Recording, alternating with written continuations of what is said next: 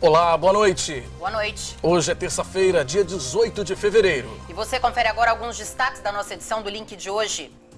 Motorista de aplicativo de 65 anos morre depois de ser esfaqueado em assalto em Vila Velha. Em Vitória e também no interior, a categoria faz protesto contra a violência. Os motoristas querem mais blitz durante a noite. Na Serra, homem suspeito de cometer assaltos é preso pela polícia com a ajuda de um pedestre. E o balneário de Guriri, no norte do estado, já se prepara para receber os foliões no carnaval. Serão mais de 90 atrações nos dias de folia. Tudo isso a partir de agora. O Link Espírito Santo já está no ar.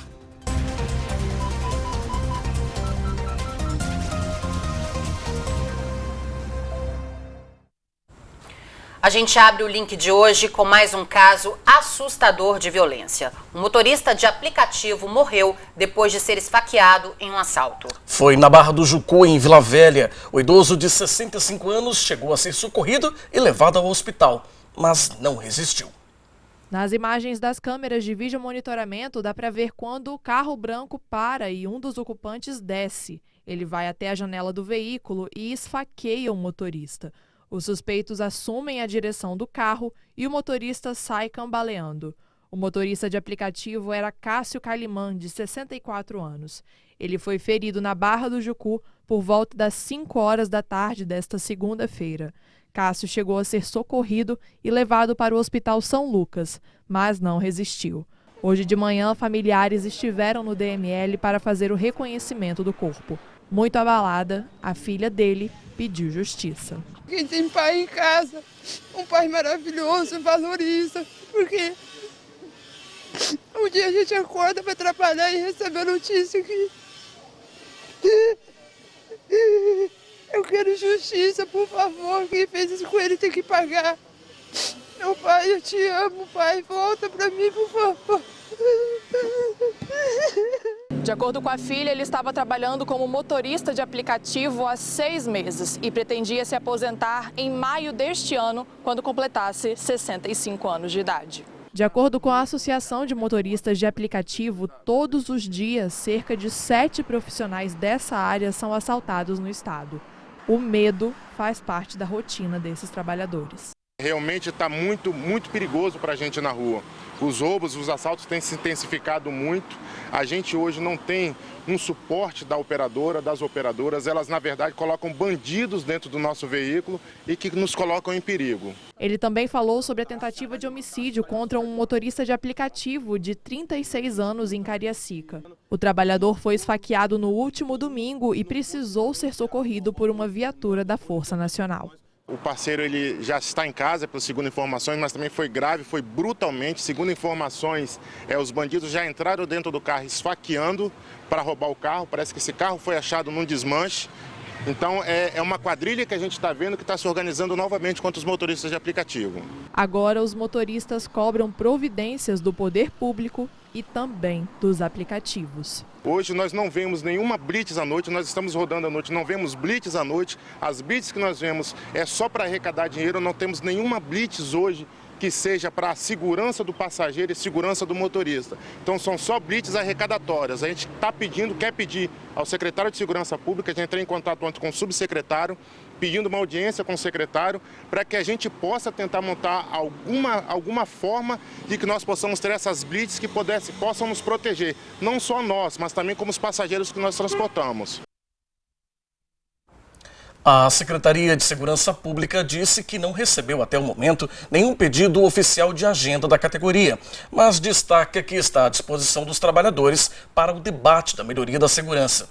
Todos os casos de crimes cometidos contra motoristas de aplicativo são investigados e prisões foram realizadas em casos anteriores pela Polícia Civil. A Secretaria garantiu ainda que a Polícia Militar faz abordagens frequentes a veículos na Grande Vitória, mas que tem dificuldade de identificar especificamente os carros de aplicativos. E os motoristas de aplicativo fizeram hoje um protesto aqui em Vitória contra a violência. Era por volta das 2 da tarde quando os manifestantes saíram da Praça do Papa em Vitória. Nos carros, balões pretos e mensagens de luto. Buzinando, eles chamaram a atenção no trânsito. Este motorista reclama da falta de segurança. Essa é a forma que nós se sentimos, inseguro, não sabe se vai voltar para casa, entendeu? A gente procura a Polícia Militar, ajuda a Polícia Militar, nós não achamos a Polícia Militar. Infelizmente não é culpa da polícia, é o contingente que a Polícia Militar tem, muito pequeno. A gente roda nos bairros aí na madrugada, você não vê viatura da Polícia Militar. Então isso daí tá matando a gente, tá acabando com nós. Para ele, as empresas precisam disponibilizar mais informações sobre os passageiros. A única coisa que nós estamos pedindo hoje aqui é que o mesmo cadastro que é feito pelo motorista de aplicativo seja feito pelo passageiro. Que ele possa colocar o RG dele, a foto dele. A gente pega o passageiro aqui, ó, na frente da Assembleia, nós não sabemos quem é o passageiro. Simplesmente está um nome, Diego, Wanderson, nós não sabemos quem é. Qualquer um pode entrar no seu carro, nós não tem foto, nós não sabemos se esse passageiro mora naquele bairro realmente. Com o protesto, os pontos ficaram lotados, mas mesmo assim, muitos passageiros apoiaram a manifestação. Eu acho que eles estão certos sim, por segurança. Da mesma maneira que o trabalhador de carteira assinada pede pela sua segurança, eles também estão trabalhando direito. E hoje em dia também os passageiros também têm aquela insegurança e aquele motorista, ele realmente está fazendo o seu trabalho correto. Então acho que os aplicativos eles têm que ter uma organização melhor, não só para o passageiro, para o motorista também. Então eu dou razão a eles também. Eu acho que estão no direito deles. Todo mundo tem que correr atrás do seu direito. Estão certo. E você se sente seguro quando você pega uma corrida? De Uber, sim. Muito segura. Você acha que essa segurança que o passageiro tem, o motorista também tem que ter? Com certeza, absoluta. Após o buzinaço pelas ruas da capital, os manifestantes vieram aqui para a Assembleia Legislativa do Estado. Eles cobram dos deputados estaduais leis mais rígidas e que garantam a segurança durante o trabalho. Dentro da galeria da Assembleia, eles homenagearam o colega morto nesta segunda-feira.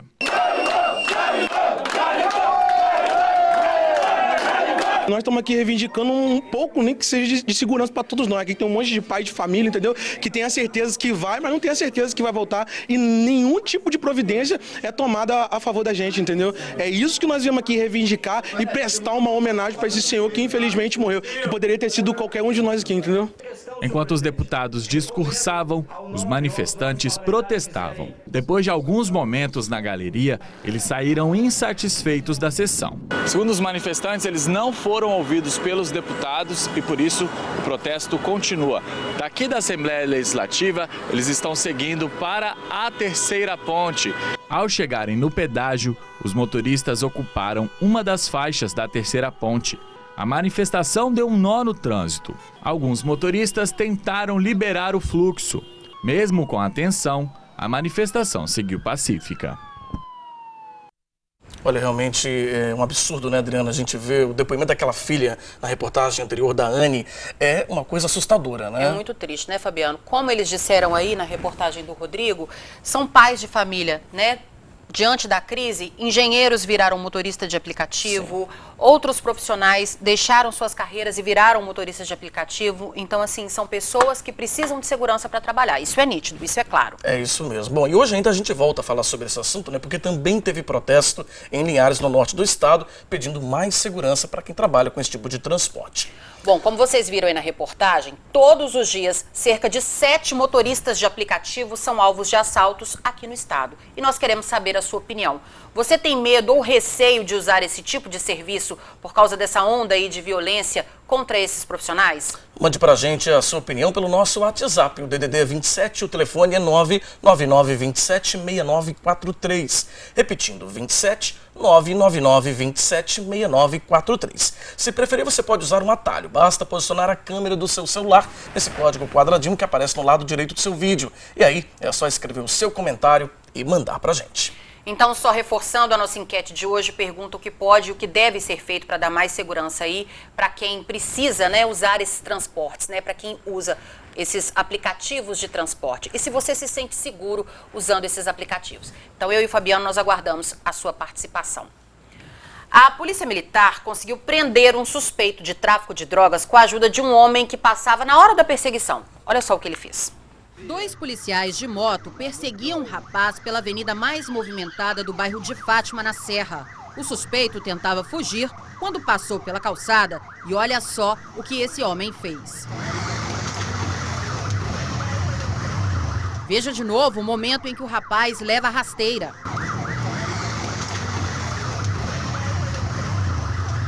Ele finalmente é preso pelos policiais. Com ele foram encontrados dinheiro, celulares e pinos usados para vender cocaína. E a seguir aqui no link, vamos mostrar que o Espírito Santo e Minas Gerais anunciaram um plano estratégico que vai ajudar a alavancar a economia mineira e capixaba. E ainda, a operação investiga grupo criminoso que alterava dados do sistema da Polícia Federal. Mas antes do intervalo, vamos saber como está o trânsito aqui em Vitória. A gente tem imagens ao vivo ali em frente à Praça do Papa, mostrando um trânsito um pouco mais intenso para quem tenta ali chegar à Terceira Ponte, sentido Vila Velha, né? Vamos agora com imagens da Avenida Américo Buais, em frente à Assembleia Legislativa. Sinal ali aparentemente fechado, um pouco de retenção, mas trânsito fluindo, né, com muita intensidade ali nos dois sentidos da via. Agora são 7h12. O Link Espírito Santo já volta.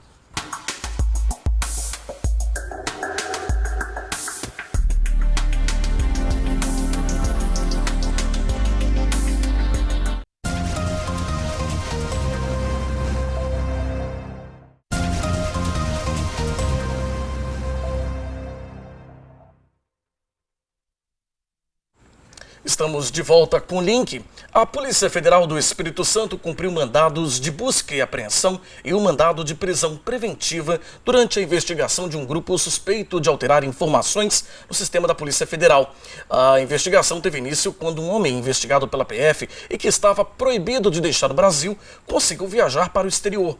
As investigações apontaram que um ex-policial prometeu retirar o nome dele da lista de impedidos, mediante o pagamento de R$150 mil. Os mandados foram cumpridos na capital paulista e nas cidades de Santana do Parnaíba, também em São Paulo, em Brasília, no Distrito Federal e em Florianópolis, Santa Catarina. A Justiça também determinou o bloqueio de quase R$1,5 milhão dos envolvidos. Em uma iniciativa inédita, Espírito Santo e Minas Gerais anunciaram o Plano Estratégico Conjunto. O plano foi elaborado pelas federações das indústrias dos dois estados e vai ajudar a alavancar a economia de mineiros e capixabas, acabando com antigos entraves. A reportagem é da Anne Comete. O Plano Estratégico Espírito Santo-Minas Gerais prevê investimentos de cerca de 45,9 bilhões de reais. Ele foi elaborado pelas federações das indústrias dos dois estados em parceria com os governos estaduais. Esse plano estratégico prevê uma série de investimentos, principalmente no setor de infraestrutura aqui no estado, com a melhoria das rodovias que ligam o Espírito Santo a Minas Gerais, além da renovação da concessão da ferrovia Vitória-Minas e da criação de novas estradas de ferro. Nós temos a BR-262, que é a sua duplicação, nós temos a ferrovia da Serra do Tigre, nós temos a EF-118 e outros projetos, gasoduto entre o Espírito Santo e Minas Gerais, fazer com que o mesmo que eles fazem com o minério, quando mandam o minério para cá, nós temos o gás, nós somos produtores de gás. E Minas é um grande centro consumidor. Então faz todo sentido o desenvolvimento em conjunto com esse estado de projetos estruturantes como esse. Para o secretário, o plano propõe uma agenda conjunta de desenvolvimento para os dois estados, baseado nos interesses que eles têm em comum. Geograficamente faz todo sentido, né? A nossa maior divisa é com o estado de Minas. E Minas é um grande centro de produção e nós somos um grande centro de distribuição. O estado tem uma vocação para o comércio exterior. Então faz todo sentido essa integração entre os dois estados, sem falar que juntos temos mais representatividade. A previsão é de que haja um aumento no faturamento de cerca de 60 bilhões de reais em Minas Gerais, 17 bilhões de reais no Espírito Santo e outros 93 bilhões de reais no restante do país. Além disso, de acordo com um estudo realizado pelas federações das indústrias, os investimentos previstos no plano estratégico têm potencial de geração de emprego e renda nos dois estados e até fora deles. São projetos ainda que precisam ser melhor estruturados, mas o primeiro passo foi dado, que é a integração entre os dois governos, entre as duas federações. Eu acredito que seja um movimento inédito. E com isso a gente tem maiores possibilidades de fazer com que esses investimentos aconteçam, porque grande parte deles são de responsabilidades da União. Por exemplo, a BR-262 é uma BR da União, né? Mas os estados estão unidos e as bancadas federais e as bancadas estaduais fazendo força, quer dizer, somando esforços para que isso possa acontecer, realmente a gente acredita que nós vamos ter sucesso. Este economista avaliou a perspectiva de crescimento econômico para o estado. Toda vez que você faz um investimento dessa magnitude, né, uma das grandes intenções é melhorar a infraestrutura de ambos os estados, né? Isso é positivo, né? A literatura já tem mostrado que você melhorando a infraestrutura, isso aumenta a empregabilidade, né? Aumenta o nível de empregos, nível de renda, tá? Mas a gente tem que tomar cuidado com o capital humano, tá? Então, ou seja, vamos melhorar a infraestrutura, vamos duplicar a rodovia, vamos colocar uma nova ferrovia, melhorar os portos, mas, enfim, isso não necessariamente vai gerar novos negócios, tá? De maneira, assim, de imediato. Bom, a gente volta a falar da nossa enquete de hoje. Nós queremos saber se você tem medo, receio de usar o transporte de aplicativos por conta aí dessa crescente violência contra esses profissionais.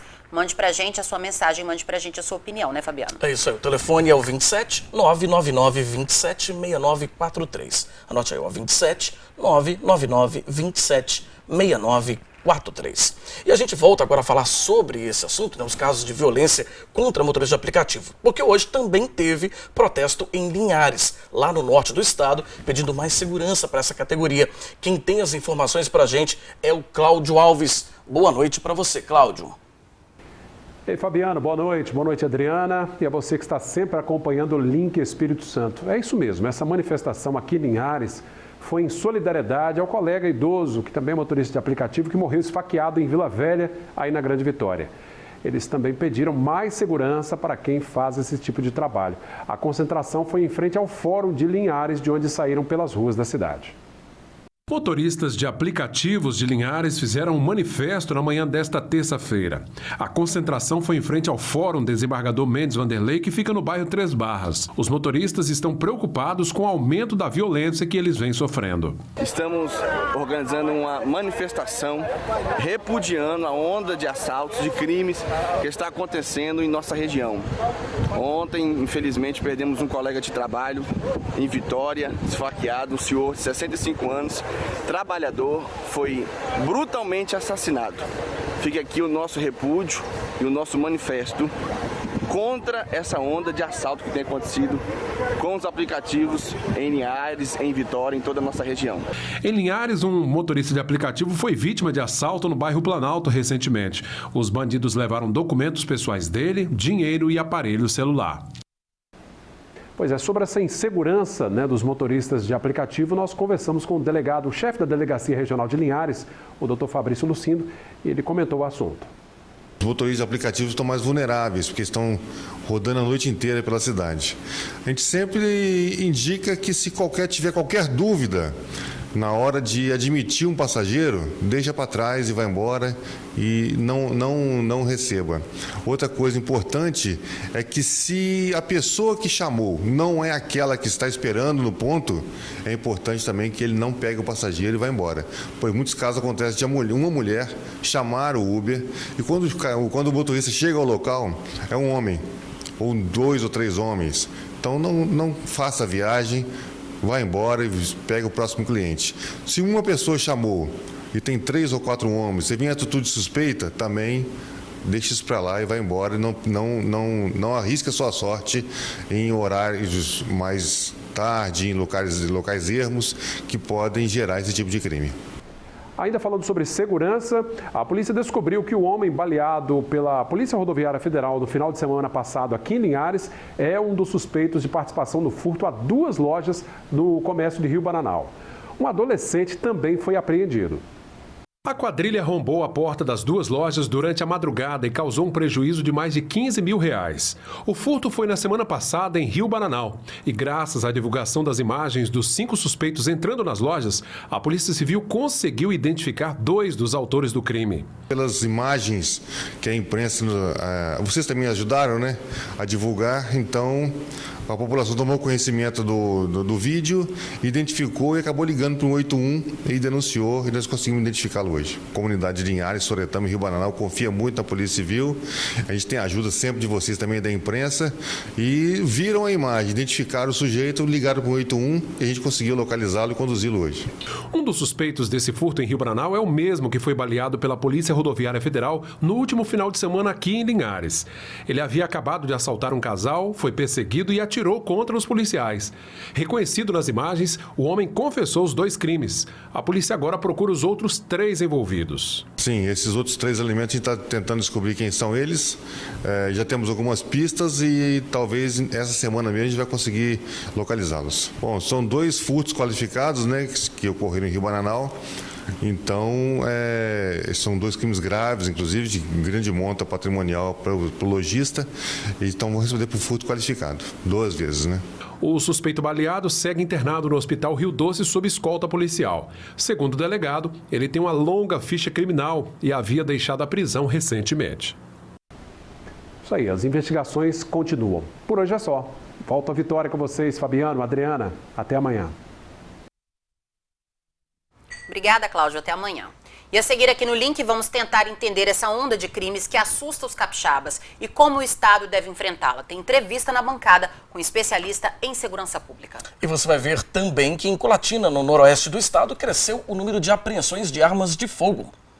Mas antes vamos saber como está o trânsito aqui em Vitória. Temos aí imagens ao vivo da Avenida Reta da Penha, no cruzamento com a Avenida Rio Branco.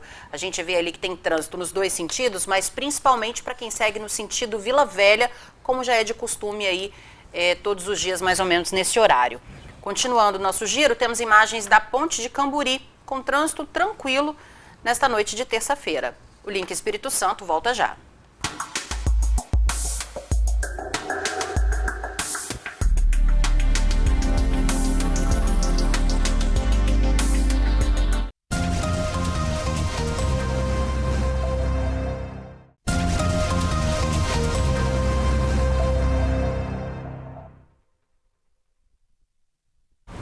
Estamos de volta com o Link e a gente volta também a falar sobre a violência aqui no estado, que nos últimos dias tem assustado os capixabas.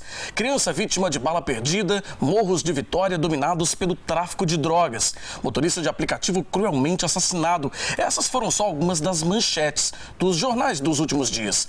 Para entender essa onda de crimes e como o estado deve enfrentá-la, nós recebemos aqui no estúdio o especialista em segurança pública, Pablo Lira. Pablo, boa noite, bem-vindo ao Link. Boa noite. Boa noite, Pablo. Bem-vindo.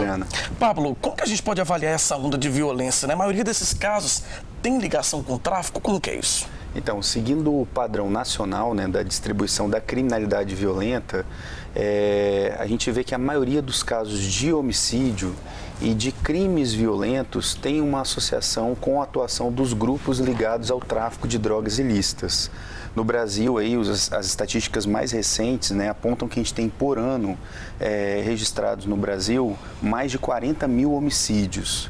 E boa parte desses homicídios, mais da metade, em algumas pesquisas a gente tem uma aproximação mais real, né, desse dado, chega até a 70% desses casos de mortes relacionadas a atividades desses grupos, que na maioria das vezes são formados por jovens, né, de 15 a 29 anos, que acabam usando a violência para impor medo, né, à sociedade, aos seus rivais, e geralmente essas mortes são decorrentes de confronto e disputa pelo território e pelo mercado de drogas ilícitas. É importante a gente destacar também o contexto do Estado do Espírito Santo. O Espírito Santo, há 10 anos atrás, registrava uma taxa de 58 homicídios por 100 mil habitantes. E agora o dado mais recente aponta que a gente conseguiu alcançar uma redução chegando a 24 homicídios por 100 mil habitantes. Nos últimos 10 anos, a gente reduziu gradativamente as taxas de homicídios, com exceção de 2017, que a gente teve aquela grave crise da segurança pública em fevereiro de 2017. As polícias no Estado do Espírito Santo vêm trabalhando de forma integrada desde a implantação da primeira edição do programa Estado Presente. A gente tem um programa robusto aqui no Estado que está contribuindo para que o Estado venha reduzir suas taxas de homicídios. Porém, o histórico ainda, né, a gente tem um passivo muito grande dessa violência que ficou no Estado, principalmente na década de 90, nos anos 2000, né? E a gente tem grupos estabelecidos que buscam dominar o território. Diferente do estado do Rio de Janeiro... Eu ia fazer exatamente essa pergunta, porque a gente escuta muitos capixabas falando assim, o Espírito Santo está parecendo o Rio de Janeiro. Isso. Estamos vivendo como no Rio de Janeiro. Cabe essa comparação? Não, não cabe. O Estado do Espírito Santo, em termos de proporção da atuação desses grupos, né? Aqui eles ainda não têm o domínio total do território. A gente tem uma entrada das polícias, inclusive até das guardas municipais, principalmente em Vitória, Vila Velha, Serra, né, em todos os territórios, diferente do Rio de Janeiro, por exemplo, que você só consegue entrar na comunidade com apoio do Exército, das Forças Armadas, como a gente viu lá naquelas operações transmitidas pela TV na época das UPPs. Então, inclusive, é importante a gente enfatizar, né, que inclusive com esses ataques aí da última sexta-feira, a resposta das polícias foi imediata e efetiva, né? Conseguiu desmobilizar aqueles grupos ali de jovens que estavam gerando distúrbio, né? De criminosos, né? Que são práticas de crime mesmo, atentado contra a imprensa, contra a sociedade, contra comerciantes, né? E a polícia conseguiu agir de maneira rápida, dando resposta e reestabelecendo a ordem pública, né? E também bem simbólico também a forma que a polícia atuou e vem atuando aqui no estado de 2019 para cá. Simbólico e efetivo. Em outubro do ano passado foram várias operações nessas áreas que têm atuação desses grupos ligados ao tráfico de drogas. Mas em outubro do ano passado, a Polícia Civil e Polícia Militar do Estado do Espírito Santo, no âmbito do programa Estado Presente, realizaram uma mega operação na região do bairro da Penha, que resultou na prisão de quase 30 lideranças do tráfico de drogas naquela região. Então, a polícia tem atuado e essas prisões foram realizadas sem nenhum disparo de arma de fogo, com a atividade de inteligência, a repressão qualificada, né? E estão dando respostas. Porém, é importante também a gente lembrar que a gente vive numa sociedade, hoje no Brasil, que as nossas leis penais ainda são muito brandas. E essa juventude, que hoje está aí em torno do tráfico de drogas, acaba vendo aí a possibilidade de cometer um delito e ainda permanecer impune por conta das nossas leis penais ainda permitirem, né, uma série de recursos, né, protelatórios, que uma pessoa comete um crime grave, né, ainda continue solto, gerando distúrbios na sociedade. O Pablo falou aí, né, Fabiano, sobre a questão dos ataques, e a gente tem uma informação importante, porque hoje a Polícia Rodoviária Federal prendeu o Vaninho. Ele era um dos criminosos mais procurados do estado e ele é suspeito de ter ordenado esses ataques na sexta-feira. Que inclusive do PCV, né? Que é o primeiro comando da capital. Seria o primeiro comando de Vitória, que a gente nem sabia que isso existia, né? São grupos que a gente tem aqui no estado. De 2007 para cá, isso tem um levantamento do Fórum Brasileiro de Segurança Pública. As facções criminosas, elas se dispersaram, né? Expandiram sua atuação para outros estados. Sim. Isso ficou muito forte nos estados do Nordeste e Norte do país, que inclusive tem confrontos, né, ainda mais significativos com mortes e tudo, né? Sim. Aqui no Estado do Espírito Santo, ainda o domínio, né, dos territórios que têm essa atividade ligada ao tráfico de drogas nas nossas cidades, ainda tem uma presença marcante de grupos locais, de famílias, né, que dominam, né, a venda de drogas naquela região e tem uma influência de grupos externos, de facções externas, né, que tentam se inserir aqui no território. Mas ainda predominantemente a gente vê uma atuação mais marcante nos territórios, principalmente aqui da Grande Vitória, de grupos de jovens locais ali que já residem naquelas comunidades, estão buscando tentar ampliar, né, o território de atuação, mas a gente vê aí a polícia conseguindo controlar essa tentativa de expansão desses grupos, né, com atividade de inteligência. É muito louvável aí esse engajamento e integração das polícias, a coordenação também da Secretaria de Segurança Pública, do Governo do Estado. O programa Estado Presente é um programa muito importante porque ele busca reprimir a criminalidade violenta com a atuação integrada das polícias, um acompanhamento direto do governador do Estado. para um programa de segurança pública tem que ter um envolvimento do ator político principal. E aqui no Estado a gente tem esse comprometimento do governador Renato Casagrande, que acompanhou isso em 2011, 2014 e agora volta a acompanhar no âmbito do Programa Estado Presente. E uma integração das polícias. Além disso, o Programa Estado Presente ele tem o eixo de proteção social, que busca diminuir a evasão escolar, diminuir também a incidência da gravidez na adolescência. São as condicionantes do crime para que, a médio e longo prazo, a gente tenha um contingente menor de jovens que possam se inserir nessa situação de vulnerabilidade e se inserir em atividades criminosas. Para de fato que o crime não dê certo, né? Isso que você está dizendo. Agora, Pablo, a gente tem visto também muitos vídeos, né? A gente estava até comentando esses dias aqui na redação, vídeos de criminosos ostentando armas muito poderosas. Fuzis, armas de guerra mesmo. Como que essas armas estão chegando aqui no nosso estado? Tem como impedir isso? Tem como impedir, mas a gente precisa de um envolvimento mais forte do governo federal com políticas públicas focadas para retirar as armas dos criminosos. Então, contribuir aí com investimentos significativos nas polícias, principalmente também na Polícia Federal, né? Ter um controle das fronteiras, ter um controle maior e mais rígido para evitar que essas armas cheguem nas nossas cidades. Concomitantemente, né, ao mesmo tempo, a gente tem que ter também uma reforma da legislação penal. O indivíduo que seja preso portando uma arma de calibre restrito, como a gente vê, né, nessas imagens, metralhadoras, pistolas, né, esse indivíduo deveria pagar uma pena exemplar. O caráter educativo da pena, né? Ele deveria refletir, aí tem uma teoria criminológica, né, que é a teoria do Gary Becker, a teoria econômica do crime. O indivíduo, para cometer um crime, ele analisa intuitivamente, não é tão racional isso, mas ele analisa quais são os ganhos e os riscos dele cometer um crime. Hoje, no Brasil, devido às nossas leis penais, acaba compensando mais ele cometer um crime, né, do que tentar aí buscar oportunidades. E o risco acaba compensando. Então, penas mais duras, né? Tem penas mais duras.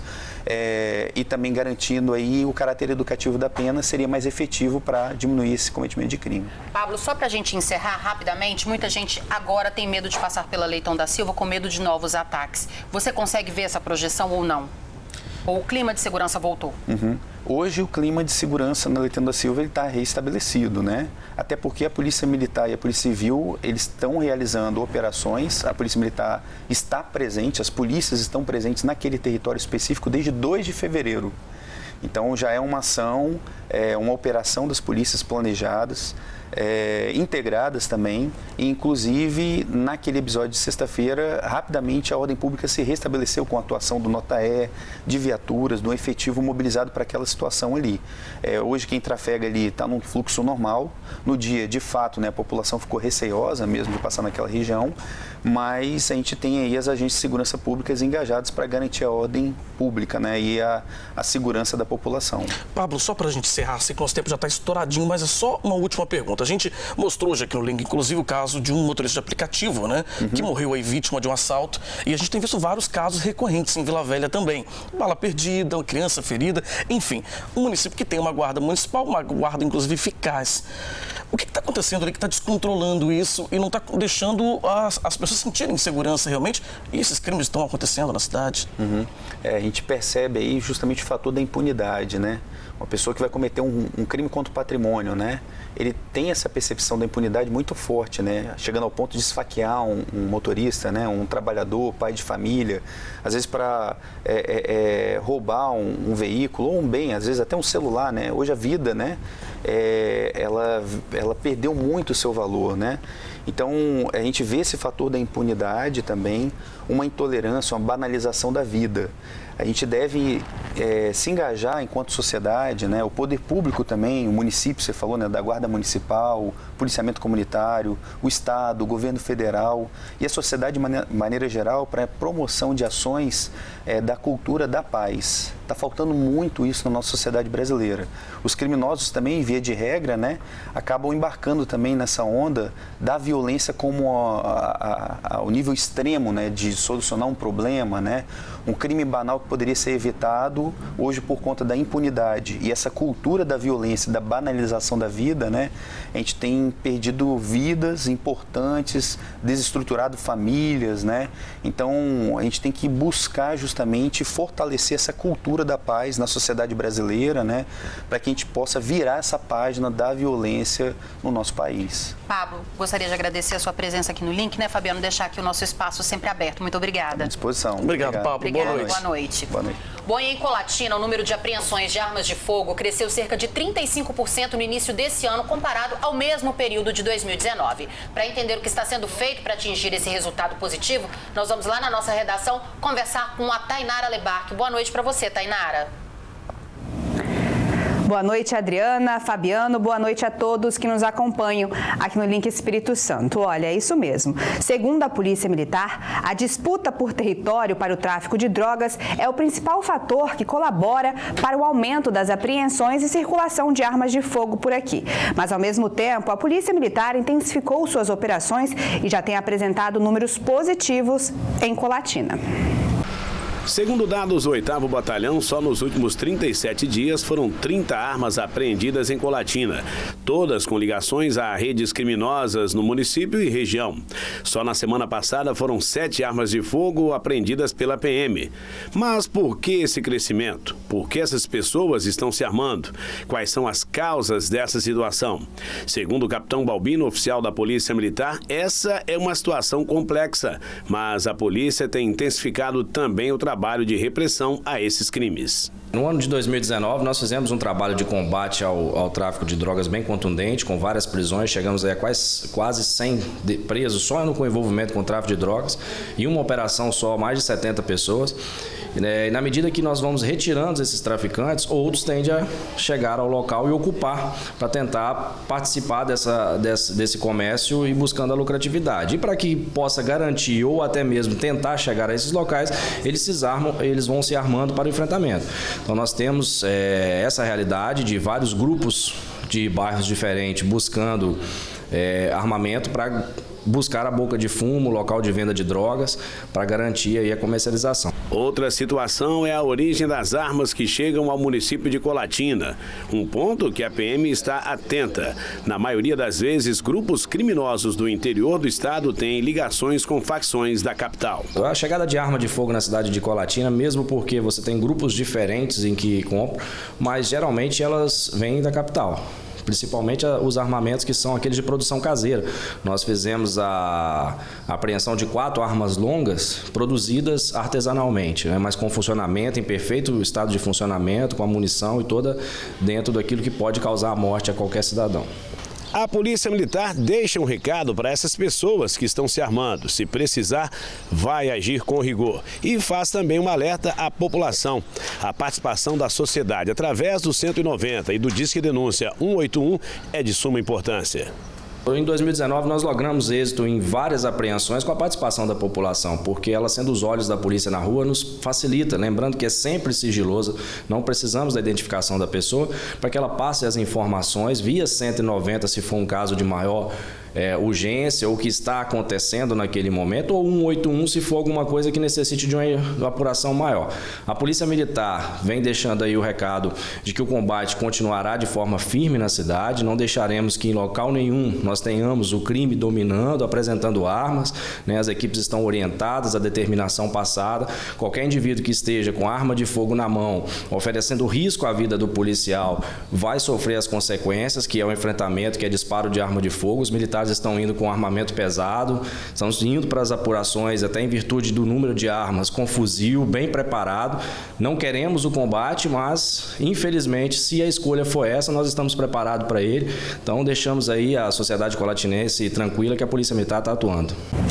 E mudando de assunto, uma reunião que será realizada amanhã pode definir o valor do reajuste das passagens de ônibus circulares aqui em Colatina.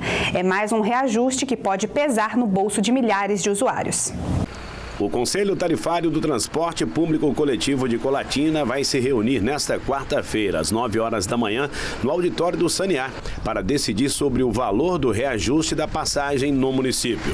Após essa decisão, o parecer segue para o gabinete do prefeito Sérgio Meneghelli para aprovar ou não esse reajuste nas tarifas. Na última reunião do Conselho, sob contestações, foi aprovado um valor de R$ 3,20 para as passagens de ônibus circulares de Colatina, mas esse valor nem foi enviado para a apreciação do Executivo Municipal e outro encontro foi marcado.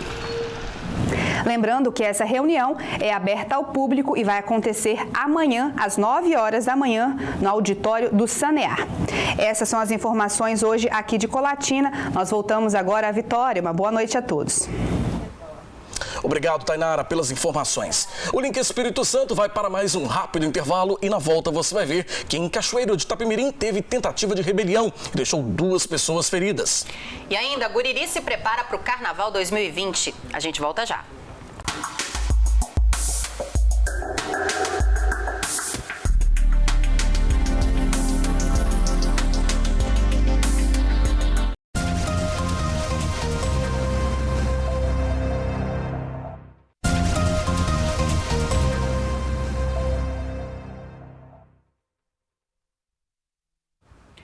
Uma tentativa de rebelião deixou um detento e um agente penitenciário feridos em uma penitenciária de Cachoeiro de Itapemirim. Quem tem as informações pra gente é o Samuel de Fraga. Boa noite para você, Samuel.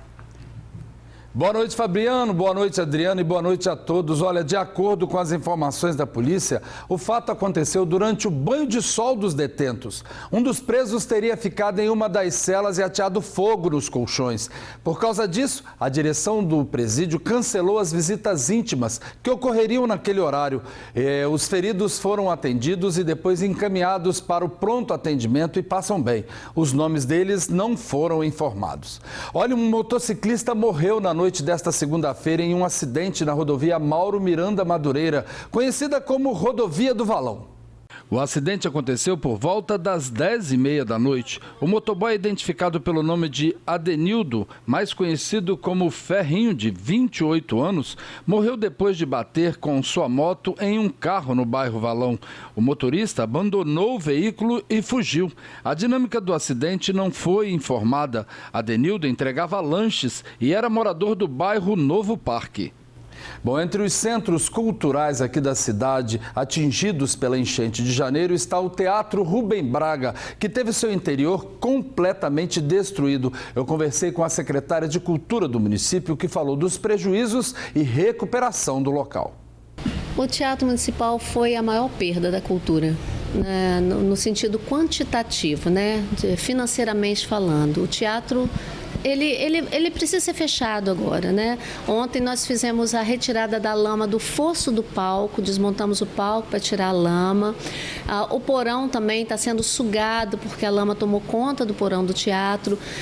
Perdemos todas as poltronas, carpete, todos os panos de palco, cortina de frontal, rotunda, panos de coxia, perdemos tudo. Todo o equipamento de som de palco foi perdido, salvou a sala da técnica porque ficava lá em cima. Então, nós estamos tentando estabelecer um plano B para o teatro, que é pontuar assim, com muita atenção o que o teatro precisaria para reabrir, né? Mas eu não acredito que faríamos isso com menos de 6 meses, porque realmente é um investimento alto, tem que cotar todos os itens, são itens demais, são cabeamentos, caixa de som, plataformas, panos, são coisas de natureza muito diferentes, é um projeto muito trabalhoso. Realmente o teatro foi a maior perda financeira da Sencult. Pois é, e Cachoeiro teve uma demora tão grande para voltar a trazer essa arte, essa cultura, para trazer essa coisa de fazer a população ir ao teatro, e realmente foi uma grande perda cultural para a cidade. Foi, porque o teatro, por mais que tivéssemos altos e baixos na cultura em tantos anos, né, o teatro nunca deixou de funcionar em 20 anos. Foi um equipamento que, desde a sua inauguração, em 28 de abril do ano 2000, o teatro jamais ficou sem atividade. Então, quer dizer, é um templo da cultura cachoeirense, é um templo da expressão artística artística cachoeirense. É realmente uma dor muito grande a gente ver aquele espaço fechado, né? De achar peixe na plateia. Então, assim, é tudo muito doloroso, mas nós estamos realmente nos organizando para tentar reabrir o teatro no menor prazo possível.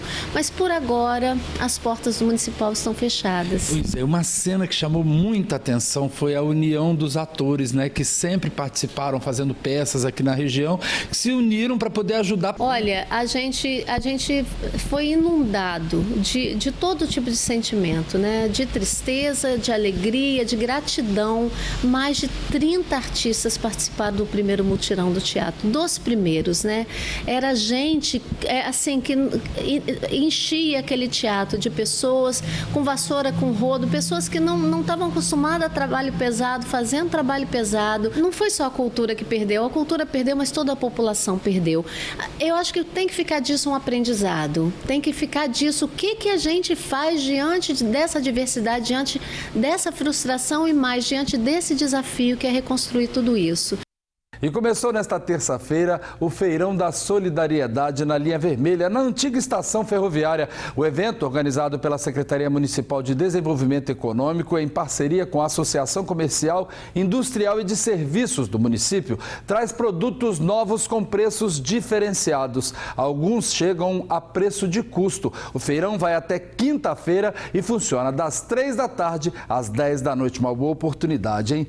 Bem, Adriana, Fabiano, esses foram os destaques aqui do sul do estado. Eu volto amanhã, hein? Uma boa noite para vocês. Boa noite, obrigado, Samuel. Bom, e a gente volta a falar da nossa enquete de hoje, que pergunta se você tem medo aí, o receio de usar o transporte de aplicativo por conta dessa onda crescente de violência contra esses profissionais. Já temos aqui algumas participações, né, Adriana? Vamos ler aqui a participação do Jarley. Ele fala o seguinte, ó, sobre esses roubos e assassinatos de motoristas de aplicativo, apesar da falha em ter mais dados aí dos passageiros, assim como dos casos o descaso, aliás, por parte das empresas de aplicativos, o maior problema, na minha opinião, é a falta de segurança, a impunidade e a irresponsabilidade com que as autoridades políticas de segurança tratam esse assunto, na opinião do Jarley, que não disse de onde ele é. O Reinaldo da Serra, de Nova Almeida, ele diz que falta punição adequada conforme o crime. Receptador e usuário também deveriam ser punidos. Sim. Bom, e por último tem uma última participação, que nosso tempo já está quase acabando, é do Paulo Sérgio, lá de Aracruz. Ele fala que ele não tem medo, né, de usar o transporte aplicativo e ele sempre procura ir nos grupos de Uber do celular para tentar se respaldar nessa pessoa, se é seguro ou não, aquele motorista ou não. A gente agradece, né, Adriana, todo mundo que participou. Obrigada. Bom, e antes de encerrar o link de hoje, a gente fala de carnaval. Em algumas regiões, a folia já começa nesta quarta-feira, como é o caso de Guriri, no norte do estado, que recebe muitos turistas nessa época do ano, né? Quem mostra pra gente como estão os preparativos lá na região é a Nariane Lopes. Boa noite pra você, Nariane. Boa noite, Fabiano. Boa noite, Adriana. Boa noite a você que está nos acompanhando aqui pelo Link Espírito Santo. É isso mesmo. A ilha de Guriri já está recebendo turistas de várias regiões para o carnaval deste ano. O balneário promete ter um dos carnavais mais movimentados da história. Serão mais de 90 atrações. É durante o verão que Guriri, no litoral de São Mateus, recebe a maior quantidade de turistas. E isso aumenta ainda mais no carnaval. Conhecido por suas águas mornas, o balneário todos os anos recebe milhares de turistas de várias partes do país e do mundo. Esse ano foi muito bom a virada do ano e o carnaval também vai ser muito bom, né? A expectativa é grande, né? Esperando aí um grande público, esperando aí um belo show. Com certeza vai ser um belo carnaval, né? E esperamos isso. Festa para uns e geração de empregos para outros. Está quase tudo pronto para o Carnaval 2020 da ilha de Guriri. E é exatamente aqui no Corredor da Folia que centenas de turistas e foliões vão curtir a festa. O centro de Guriri é a área mais movimentada do bairro. E por isso é também onde estão os principais comércios, lojas, restaurantes, bares e barracas de comidas e bebidas. Ambulantes esperam o ano todo por este período, para ter uma renda extra. Pelo movimento que estão esperando, seja um movimento bom, com a renda seja mais ou menos, porque a renda que tem aqui é dividida para todo mundo, né? Não pode ser para um, mas eu acho que dá para dividir o pão de cada um, para todos nós. Graças a Deus, Deus tem abençoado, né?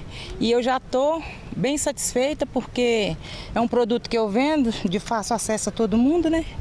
E graças a Deus, Deus tem abençoado. Agora, para o carnaval, a gente espera mais. No entanto, que eu já dobrei o meu pedido. A gente sofre muito no inverno, na baixa temporada, mas quando chega o verão, que é todos os comerciantes almejam aí uma renda bem maior e para poder sobreviver na baixa temporada. A procura nos hotéis está grande. Segundo a gerente deste hotel, o mês de janeiro teve uma boa procura.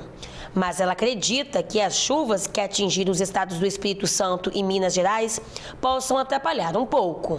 A procura, então, devido a esse período de chuva, também, né, que mais aqui é a terra de mineiro, né, então mais é o mineiro, então a chuva um pouco atrapalhou. Entre as restingas cercadas e protegidas, há dezenas de acessos para a praia e que foram aprimoradas neste ano, com as passarelas facilitando o acesso. Eu gosto muito daqui. Já fui em várias praias, mas eu acho daqui bem melhor. Ainda mais agora com a estrutura, né? Tá muito bacana. Tô gostando demais. Ao longo da praia central, há ainda uma ciclovia e um calçadão bem cuidados para praticar uma corrida, pedalar ou simplesmente caminhar à beira-mar. E que venha o carnaval. Bom, por hoje é isso, Fabiana, Adriana, eu volto com vocês aí no estúdio. Uma boa noite a todos e até amanhã.